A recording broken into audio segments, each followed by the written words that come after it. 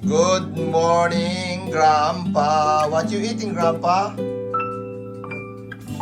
Pancakes That's your favorite? are my favorite.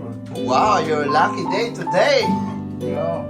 Wow, yan si Grandpa. Kagagaling lang sa hospital yesterday at masigla na uli. Oh, kumakain na siya ng paborito ni Yang. What is that, Grandpa? I'm going to be because I'm home today. Oh, you home today. You're lucky, huh? Yeah, very happy. You're fresh this morning. Took a bath. You woke me up.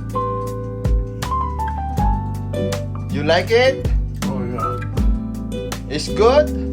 Excellent. Wow! At ako naman ay kakain ng whoop! Ayan, pinapainit niyo pa ang aking pandesal. Pandesal sa umaga ay pandesal sa gabi. Ayan. At meron pang natitirang pancake na isa. Kanino kaya rin isang aray? Kami. Ang aming kape. Ayan, dami na. Okay guys, at kakain muna kami ni Grandpa. At nakakagutom din. At ayan, inihanda na ni Mrs. ang aming kape. At yun ang kanya, oatmeal. Wow. Magwawater lang daw muna si Grandpa ngayon. Hindi daw siya nagkakape. Lagyan ng gatas.